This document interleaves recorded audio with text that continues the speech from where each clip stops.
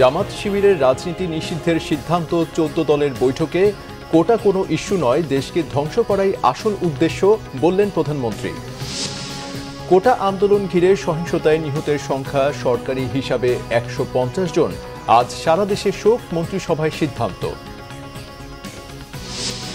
ধরে নিয়ে খাইয়ে ছবি প্রকাশ মশকরা, অভিমত হাইকোর্টের। বিক্ষোভে গুলি না করার নির্দেশনা চেয়ে রিট 6 সমন্বয়কে দ্রুত পরিবারের কাছে দেওয়ার আশ্বাস ডিবির।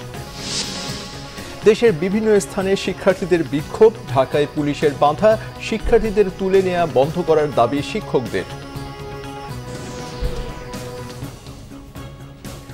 দেখছিলেন সংবাদ শিরোনাম, এবারে বিস্তারিত সংবাদ। জামাত শিবিরের রাজনীতি নিষিদ্ধের সিদ্ধান্ত হয়েছে 14 দলের বৈঠকে, জানিয়েছেন আওয়ামী লীগের সাধারণ সম্পাদক ওবায়দুল কাদের। গণভবনে প্রধানমন্ত্রী শেখ হাসিনার সঙ্গে 14 দলের কেন্দ্রীয় নেতাদের জরুরি বৈঠক শেষে একথা জানান তিনি। কোটা সংস্কার আন্দোলনকে কেন্দ্র করে সাম্প্রতিক ঘটনাগুলোকে জঙ্গিবাদী কাজ বলে উল্লেখ করেন প্রধানমন্ত্রী। বলেন, কোটা কোনো ইস্যু নয়, দেশকে ধ্বংস করাই আসল উদ্দেশ্য। তাইমুর রশিদের রিপোর্টে বিস্তারিত। গণভবনে সোমবার বিকেলে 14 দলের কেন্দ্রীয় নেতাদের সঙ্গে বৈঠক করেন আওয়ামী লীগ সভাপতি ও প্রধানমন্ত্রী শেখ হাসিনা। সূচনা বক্তব্যে প্রধানমন্ত্রী বলেন, বাংলাদেশে যে ঘটনাগুলো ঘটছে তা রাজনৈতিক কিছু না, একেবারেই জঙ্গিবাদী কাজ। বাংলাদেশের যে ঘটনাগুলি ঘটছে আসলে এটা তো রাজনীতি কিছু না, এটা সম্পূর্ণ জঙ্গিবাদী কাজ, একেবারে জঙ্গিবাদী কাজ। তাদের এবার আর এখানে যারা ওই শিবির, ছাত্রদল, বিএনপি, জামাত এরাই কিন্তু, এবং জঙ্গিরা এরাই কিন্তু আজকে আমাদের উপর থাবা দিয়েছে। শেখ হাসিনা বলেন, বিশ্বব্যাপী বাংলাদেশের নাম শুনলেই সবাই সমীহ করে। উন্নয়নের ফলে বাংলাদেশ আজ বিশ্বব্যাপী মর্যাদার আসনে। এসব ধ্বংস করাই ছিল মূল উদ্দেশ্য। এদের উদ্দেশ্যটা তো এখন বোঝা যাচ্ছে যে এটা কোটা কোনো ইস্যু না। একে যে কটা প্রতিষ্ঠান বাংলাদেশের জনগণের সেবা দেয়, যে কতটা প্রতিষ্ঠান বাংলাদেশের মানুষের জীবন মান উন্নত করে, সেটাই ধ্বংস করা, অর্থাৎ বাংলাদেশটাকে যেন ধ্বংস করে ফেলা। পরে বৈঠক শেষে ব্রিফিংয়ে আওয়ামী লীগ সাধারণ সম্পাদক ওবায়দুল কাদের জানান, জাতীয় স্বার্থে জামাত শিবিরের রাজনীতি নিষিদ্ধের সিদ্ধান্ত হয়েছে। সর্বসম্মতিক্রমে সিদ্ধান্ত হয় জামাত শিবির গোষ্ঠীর অপশক্তির রাজনীতি নিষিদ্ধ করার জন্য। জামাত শিবির নিষিদ্ধ করার সর্বসম্মত সিদ্ধান্ত গৃহীত হয়। এই সিদ্ধান্ত সরকার দ্রুত বাস্তবায়ন করবে বলে আশা প্রকাশ করেন 14 দলের শরিক নেতারা। জামাত শিবির সন্ত্রাসী গোষ্ঠী রাষ্ট্রের উপরে আক্রমণটা এখনো বন্ধ করেনি। তাই মনে করি বাংলাদেশের সাংবিধানিক ধারা, গণতান্ত্রিক ধারা, রাজনীতিকে রক্ষা করতে হলে বাংলাদেশের সন্ত্রাসী, জঙ্গি, সশস্ত্র গোষ্ঠীর রাজনীতি ধ্বংস করার লক্ষ্যে তা নিষিদ্ধ করার দরকার। আমাদের প্রস্তাব দিয়েছি, আশা করছি দেশের প্রধানমন্ত্রী শেখ হাসিনা তার সরকার নিয়ে প্রয়োজনীয় প্রশাসনিক পদক্ষেপ করবে। 14 দল মনে করে যে এই মুহূর্তে আজকে আর সময় ক্ষেপণ না করে জামাত শিবিরকে নিষিদ্ধ গ্রহণ করতে হবে এবং তার মধ্য দিয়ে এই দেশকে সামনের দিকে যাতে সন্ত্রাসী জঙ্গি উত্থান না ঘটাতে পারে সে ব্যবস্থা নিতে হবে। এই জন্য আমরা সিদ্ধান্ত নিয়েছি এবং সরকারকে অনুরোধ জানিয়েছি। আমরা আশা করি মাননীয় প্রধানমন্ত্রী এ ব্যাপারে তার প্রয়োজনীয় ব্যবস্থা গ্রহণ করবেন। নিশ্চয়ই 1-2 দিনের মধ্যেই আমরা এই সিদ্ধান্ত পাব। দেশবিরোধী ষড়যন্ত্রের বিরুদ্ধে সবাইকে সচেতন থাকার আহ্বানও জানান 14 দলের কেন্দ্রীয় নেতারা। তাইমুর রশিদ, বাংলা ভিশন, ঢাকা। বৈষম্য বিরোধী ছাত্র আন্দোলনকারীরা দেশের সম্মান ধূলিসাৎ করেছে, এমন মন্তব্য করেছেন প্রধানমন্ত্রী শেখ হাসিনা। সোমবার গণভবনে ছাত্রলীগের নেতৃত্বের সাথে মতবিনিময় অনুষ্ঠানে প্রধানমন্ত্রী এসব কথা বলেন। সরকার প্রধান বলেন, আন্তর্জাতিকভাবে বাংলাদেশের ভাবমূর্তি বিনষ্টের পাশাপাশি দেশের মানুষের মৌলিক অধিকার ও উন্নত জীবন নিশ্চিতে তার সরকার কাজ করছে, কিন্তু তাকে খাটো করতে কোটা সংস্কার আন্দোলনের নামে দেশের সম্মান টেনে নামানো হলো। কার স্বার্থে এগুলো করা হলো প্রশ্ন রাখেন প্রধানমন্ত্রী। আন্তর্জাতিকভাবে মাথা উঁচু করে বাংলাদেশ যাতে চলতে পারে সেই সম্মান তিনি এনে দিয়েছেন উল্লেখ করে শেখ হাসিনা বলেন, তা কেউ অস্বীকার করতে পারবে না। প্রধানমন্ত্রী ছাত্রলীগের নারী নেতাদের খোঁজ খবর নেন এবং তাদের পাশে থাকার প্রতিশ্রুতি দেন। বাংলাদেশ শুনলে একটা মানে সমীকরণ এবং মর্যাদার সাথে থাকে, কিন্তু তাদের এই আন্দোলন করে আর আমাকে খাটো করতে যে বাংলাদেশটাকে কোথায় টেনে নামালো সেটা একবার বোধহয় তারা চিন্তা করে না। এদের মধ্যে যদি এতটুকু দেশপ্রেম থাকতো, এতটুকু দায়িত্ববোধ থাকতো, তাহলে হয়তো এটা করতো না যে বাংলাদেশটাকে আমি দিন রাত অক্লান্ত পরিশ্রম করি আজকে বিশ্বে একটা সম্মানের জায়গায় নিয়ে এসলাম, সেটাকে ধূলিসাৎ করে দিল। সেই ৭৫ সালের পর কোটা সংস্কার আন্দোলনকে ঘিরে নিহতদের স্মরণে মঙ্গলবার সারা দেশে শোক পালনের সিদ্ধান্ত নিয়েছে মন্ত্রিসভা। সোমবার সচিবালয়ে এক সংবাদ সম্মেলনে এ তথ্য জানিয়েছেন মন্ত্রিপরিষদ সচিব মোহাম্মদ মাহবুব হোসেন। তিনি জানান, শোক পালন উপলক্ষে কালো ব্যাজ ধারণ ও মসজিদগুলোতে দোয়া করা হবে। মন্দির, গির্জা, প্যাগোডাতে থাকবে বিশেষ প্রার্থনা। বিস্তারিত জিয়াউল হক সবুজের রিপোর্টে। ৩ সপ্তাহের বিরতির পর সোমবার প্রধানমন্ত্রীর কার্যালয়ে অনুষ্ঠিত হয়েছে মন্ত্রিসভার চতুর্দশ বৈঠক। প্রধানমন্ত্রী শেখ হাসিনার সভাপতিত্বে বৈঠকে দেশের সাম্প্রতিক কোটা সংস্কার আন্দোলন ঘিরে সহিংসতায় হতাহতের বিষয়ে এক প্রতিবেদন উপস্থাপন করেন স্বরাষ্ট্রমন্ত্রী আসাদুজ্জামান খান। এ নিয়ে সার্বিক আলোচনার পর সারা দেশে শোক পালনের প্রস্তাব গ্রহণ করে মন্ত্রিসভা। কোটা আন্দোলন নিয়ে যারা হতাহত ঘটনায় যারা নিহত হয়েছেন তাদের জন্য একটি শোক প্রস্তাব গ্রহণ করেছেন। সেই শোক প্রস্তাবটা আনুষ্ঠানিকভাবে নেওয়া হয়েছে। আর দ্বিতীয় যেটা করা হয়েছে সেটা আগামীকাল দেশব্যাপী শোক পালন করা হবে এবং সেই শোক পালন অংশ হিসাবে কালো ব্যাজ ধারণ করা হবে এবং মসজিদে দোয়া, মন্দির, গির্জা, প্যাগোডায় প্রার্থনা করা হবে। মন্ত্রিসভার বৈঠকে এদিন মহেশখালী কুতুবদিয়া সমন্বিত উন্নয়ন কর্তৃপক্ষ আইনের খসড়ায় চূড়ান্ত অনুমোদন সহ মোট ৯টি বিষয়ে আলোচনা হয় বলে জানান মন্ত্রিপরিষদ সচিব। ভারতের সাথে আমাদের বিমান চলাচলের একটি দ্বিপাক্ষিক চুক্তি ছিল, সেটি ১৯৭৮ সালে করা। নতুন ফরম্যাটে করা হয়েছে, যে ফরম্যাটটা আইকাও স্ট্যান্ডার্ড তৈরি করেছে, সেটা ফরম্যাট যে চুক্তিগুলো এরকম হতে হবে, এরকম স্ট্যান্ডার্ড এবং এরকম ল্যাঙ্গুয়েজগুলো থাকতে হবে, ঠিক সেইভাবে এটা করা হয়েছে। কোটা আন্দোলনের ঘটনায় দেশজুড়ে সংঘাত সহিংসতায় এ পর্যন্ত ১৫০ জন নিহতের তথ্য স্বরাষ্ট্রমন্ত্রী মন্ত্রিসভাকে অবহিত করেন বলে জানিয়েছেন মন্ত্রিপরিষদ সচিব। আজকে বোধহয় আরো ৩টি যোগ হয়েছে, ১৫০ উনি বলেছেন। জিয়াউল হক সবুজ, বাংলা ভিশন, ঢাকা। বিএনপি মহাসচিব মির্জা ফখরুল ইসলাম আলমগীর বলেছেন, চলমান আন্দোলনে সরকারের অত্যাচার নির্যাতন চালানোর ঘটনাকে বর্বরচিত ও কাপুরুষোচিত। গণমাধ্যমে পাঠানো এক বিবৃতিতে অবিলম্বে দমন নিপীড়ন বন্ধের দাবি জানান তিনি। বিএনপি মহাসচিব অভিযোগ করেন, ইন্টারনেট সংযোগ বিচ্ছিন্ন করে ভয়ভীতি দেখিয়ে নির্যাতনের চিত্র প্রকাশ হতে দিচ্ছে না সরকার। কারফিউ চলা অবস্থায় ব্লক রেড দিয়ে গ্রেফতারের নিন্দা জানান তিনি। আন্দোলনকারীদের বাসায় অভিযানের নামে লুটপাটের অভিযোগও করেন মির্জা ফখরুল। সব দায় নিয়ে সরকারকে পদত্যাগের আহ্বানও জানান। বলেন, চলমান আন্দোলনে সরকার প্রকাশিত নিহতদের নাম ও সংখ্যা গ্রহণযোগ্য নয়।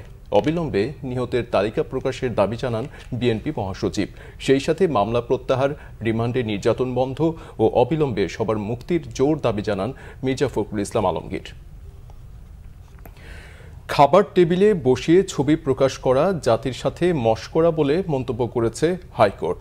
কোটা আন্দোলনের ৬ সমন্বয়কারীকে ডিবির হেফাজত থেকে মুক্তি এবং আন্দোলনকারীদের উপর গুলি না চালানোর নির্দেশনা চেয়ে করা রিটের শুনানিতে আদালত এ মন্তব্য করে। আজ মঙ্গলবার শুনানির পরবর্তী তারিখ দিয়েছে আদালত। আহমেদ সরওয়ারের রিপোর্টে বিস্তারিত। আমাদের প্রধান দাবি ছিল কোটার যৌক্তিক সংস্কার। বৈষম্য বিরোধী ছাত্র আন্দোলনের ৬ সমন্বয়কারীকে শুক্রবার হেফাজতে নেয় ডিএমপির গোয়েন্দা বিভাগ। তাদেরকে পরিবারের কাছে ফিরিয়ে দিতে সোমবার হাইকোর্টে রিট করেন মঞ্জুর মতিন সহ ২ আইনজীবী। রিটে আন্দোলনকারীদের উপর গুলি না চালানো এবং ডিবির হেফাজতে নেওয়া সমন্বয়কারীদের পরিবারের কাছে ফিরিয়ে দেওয়ার নির্দেশনা চাওয়া হয়। বিচারপতি মোস্তফা জামান ইসলাম ও বিচারপতি এস.এম. মাসুদ হোসাইন দোলনের হাইকোর্ট বেঞ্চে রিটের শুনানিতে যে কাউকে ধরে খাবার টেবিলে বসানো এবং তা প্রকাশ করা নিয়ে মন্তব্য করে আদালত। আমরা আদালতে বলেছি, নিরস্ত্র প্রতিবাদকারীদের উপরে গুলি চলতে পারে না, যেটিকে ইংরেজিতে লাইভ রাউন্ড বলা হয়, সেটি করার কোনো সুযোগ নেই। আর অনেক ভিডিও আপনারা দেখেছেন, একটি কিশোর 4 তলা একটা নির্মাণাধীন ভবন থেকে সে ঝুলে রয়েছে, তার কিচ্ছু করার উপায় নেই, ওই অবস্থায় তার উপর গুলি চলেছে অনেকবার। আপনারা দেখেছেন রিয়া গোপ তার বাবার কোলে গুলিবিদ্ধ হয়েছে। আরেক শিশু, সে তার চোখ দিয়ে গুলি ঢুকেছে, মাথার পেছন দিক দিয়ে বেরিয়ে গেছে। জিজ্ঞেস করুন সে কোথায় ছিল? তার বাসায়, ঘরের ভেতর, জানালা দিয়ে বাইরে তাকিয়েছিল। এই তার অপরাধ।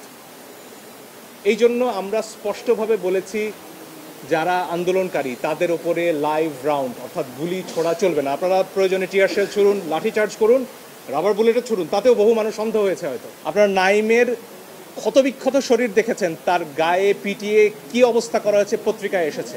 আমি জানি অনেক ইলেকট্রনিক গণমাধ্যম দেখাতে পারেননি সেটি, কিন্তু পত্রিকায় সে ছবি আমরা দেখেছি। সেই নাহিদকে যখন নিয়ে যাওয়া হয় তখন এটা বিশ্বাস করার কোনো কারণ নেই যে তাকে সেখানে আপ্যায়ন করার জন্য নেওয়া হয়েছে। পাক হানাদাররা দরজায় ঠক ঠক করত এবং জিজ্ঞেস করতো যে মুক্তি আছে কিনা। আর 2024 সালে দেখলাম যে দেশটা আমরা রক্তের বিনিময়ে 30 লক্ষ শহীদের রক্তের বিনিময়ে স্বাধীন করলাম, সেই দেশে ব্লক রেড দিয়ে রাতের অন্ধকারে 2-3টার সময় ঠক ঠক করে জিজ্ঞেস করে কোনো ছাত্র আছে কিনা। মোবাইল চেক করার রাইট তো কারো নাই। It is absolutely personal affairs.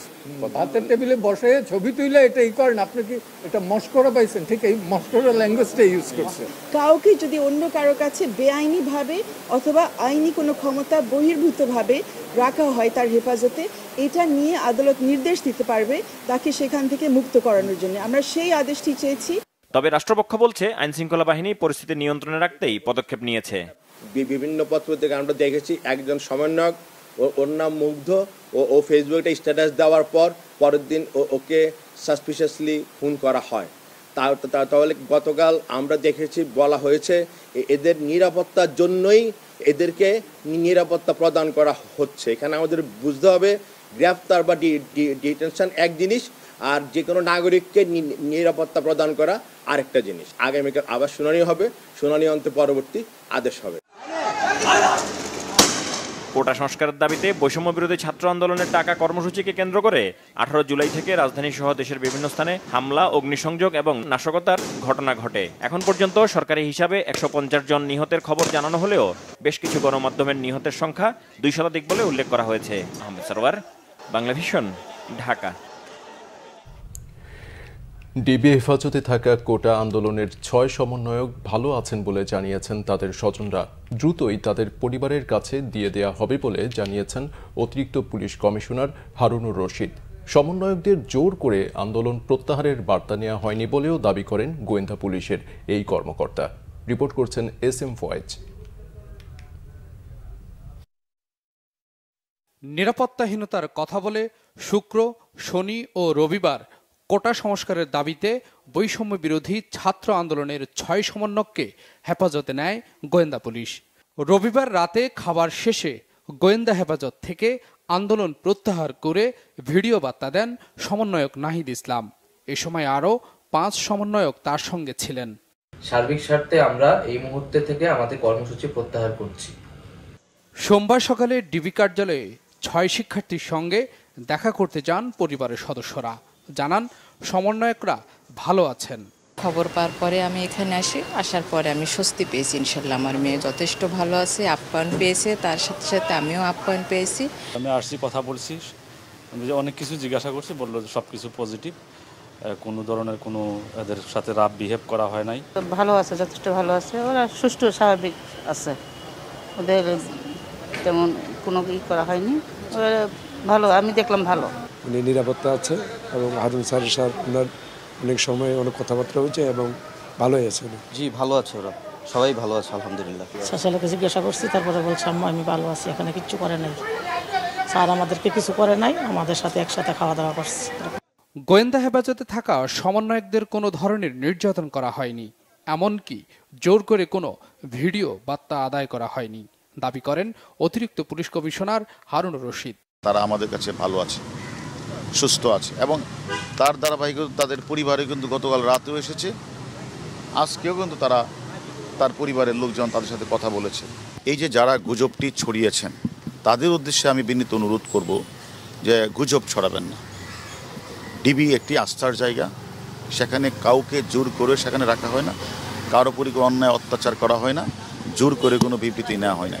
তাদের যে দাবি পুরাটাই সরকার মেনে নিয়েছে এবং সেই কারণেই তারা তাদের যে আন্দোলন তারা প্রত্যাহার করে নিয়েছে। শীঘ্রই তারা তাদের পরিবারের কাছে চলে যাবে যদি আমরা তাদের সিকিউরিটি বিষয়টা দেখছি। ডিবি অফিসে ধরে নিয়ে খাবার টেবিলে বসানো প্রসঙ্গে হাইকোর্টের মন্তব্যের বিষয়ে কিছু জানেন না বলেও দাবি করেন হারুনুর রশিদ। এটা আমরা এখনো পাইনি, এটা আমরা এখনো পাই। আবারও যদি আবার তারা মানে কোনো স্থাপনায় তারা হাত দেয়, ধ্বংসাত্মক কাজটা করবে, তাদের তো বাংলাদেশ পুলিশ তো তাদেরকে ছাড় দিবে না।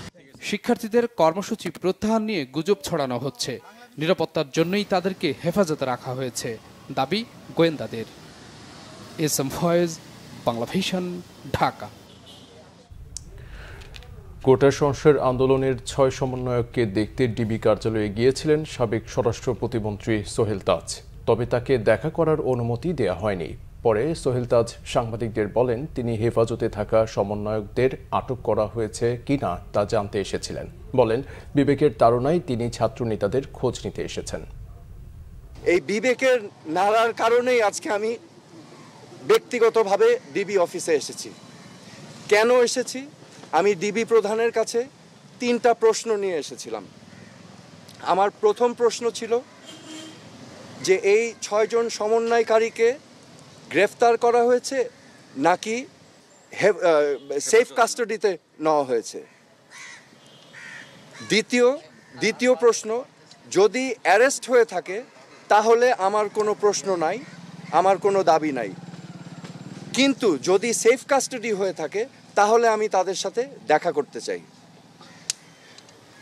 ডিবি প্রধান আমাকে পরবর্তীতে ঊর্ধ্বতন কর্মকর্তার কথা বলে উনি আমাকে জানিয়েছেন যে এই 6 সমন্বয়কারী যেহেতু তাদের নিরাপত্তা নিয়ে উদ্বিগ্ন ছিল, সেই কারণে তাদেরকে সেফ কাস্টাডিতে নেওয়া হয়েছে। কোটা সংস্কার আন্দোলন ঘিরে হতাহতের ঘটনার সুষ্ঠু তদন্ত ও বিচার সহ 9 দফা দাবিতে দেশের বিভিন্ন জায়গায় বিক্ষোভ করেছে শিক্ষার্থীরা। চট্টগ্রামে বিক্ষোভের সময় শিক্ষার্থীদের সাথে পুলিশের ধাওয়া পাল্টা ধাওয়া হয়েছে। রাজশাহী বিশ্ববিদ্যালয়ে শিক্ষার্থীদের বিক্ষোভে যোগ দেন কয়েকজন শিক্ষকও। প্রতিনিধিদের পাঠানো তথ্য ছবিতে ডেস্ক রিপোর্ট। সোমবার বিকাল 3টায় চট্টগ্রামের চারাগি পাহাড় মোড়ে বিক্ষোভ শুরু করেন শিক্ষার্থীরা। ঘটনাস্থল থেকে পুলিশ 2 জনকে আটক করতে গেলে শিক্ষার্থীরা বাধা দেয়। পরে সাউন্ড গ্রেনেড ছুড়ে পুলিশ শিক্ষার্থীদের ছত্রভঙ্গ করে দেয়।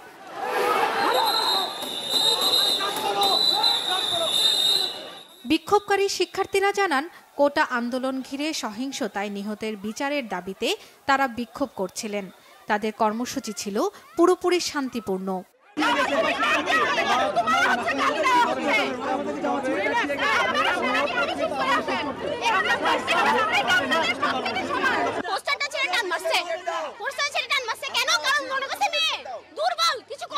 আমাদের যে ছাত্র ভাইয়েরা মিথ্যার কিছু মামলায় গ্রেপ্তার হয়েছে, আমরা আমাদের ছাত্র ভাইদের মুক্তির দাবি জানাচ্ছি। এদিকে ঠাকুরগাঁও সরকারি বালক উচ্চ বিদ্যালয়ের সামনে পুলিশের ব্যারিকেডের মধ্যেই মিছিল করেন শিক্ষার্থীরা।